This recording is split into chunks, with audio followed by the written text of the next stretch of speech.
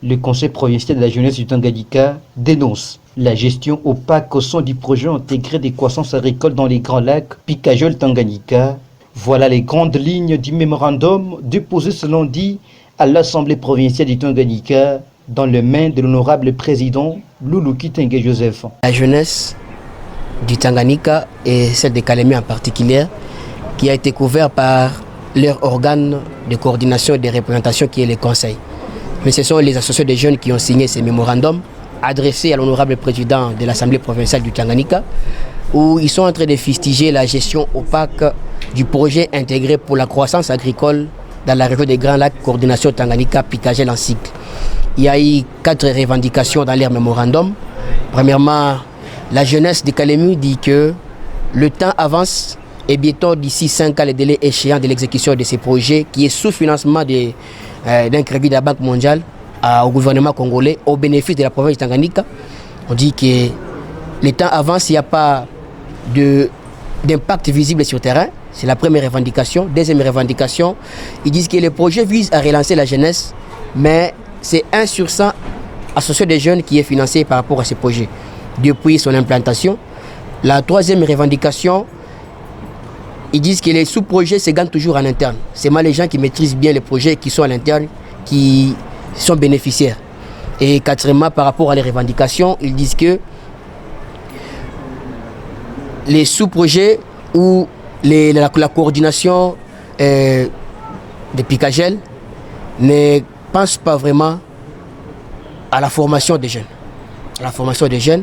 Et parmi tout cela, on a proposé 4 recommandations auprès de l'honorable qui puisse s'impliquer. On a demandé son implication pour l'application des 4 mesures possibles. On a dit que s'il peut s'impliquer vraiment, que nous puissions d'abord effectuer ou qu'il puisse effectuer une descente sur terrain pour réaliser quelles sont les œuvres et réalisées par ces projets Picajol, la coordination provinciale. Deuxièmement, on a demandé à ce que la coordination Picajol puisse collaborer intensément avec les ministères de la jeunesse pour favoriser aussi les vraies associations des jeunes qui sont reconnus par la division provinciale et qui sont sous la coordination du Conseil de la jeunesse. Troisièmement, on a dit qu'il faut aussi l'implantation d'une commission anticorruption et gabegie financière. Parce que c'est l'argent du gouvernement, on doit s'assurer que toute dépense doit être contrôlée et surtout comme c'est l'Assemblée qui doit contrôler cela. Alors on dit que Picajol doit faire de son mieux pour que l'Assemblée doit s'impliquer pour que nous puissions avoir une commission d'anticorruption et gabegie vis-à-vis de ces projets intégrés. Et au moins c'est ça les quelques revendications qu'on a adressées au président de l'Assemblée pourvu qu'il puisse prendre des mesures à son niveau.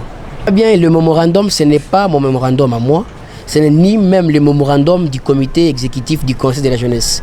Et parmi les signataires qui ont déposé leurs mémos, il n'y a même pas mon nom. Ce sont les leaders des associations qui ont signé et qui ont déposé auprès du président.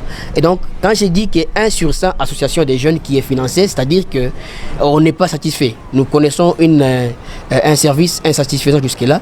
C'est pourquoi la jeunesse dit que les associations des jeunes, nous voulons de l'équilibre. Il y a beaucoup d'argent, plus d'une septantaine.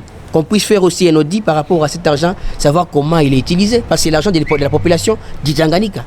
Alors, je crois que c'est sûr qu'il peut y avoir une ou deux associations des jeunes qui sont financées, mais nous voulons que la plupart des associations des jeunes se retrouvent par rapport à ça et il y aura de l'équilibre et on verra les jeunes seront bien encadrés. Ces jeunes demandent l'interpellation du bureau de coordination de ces projets au Tanganyika pour plus d'éclaircissements quant à la gestion dont jusqu'à présent la population n'en profite toujours pas, déclare le Conseil provincial de la jeunesse au nom de tous les jeunes de la province du Tanganyika en général.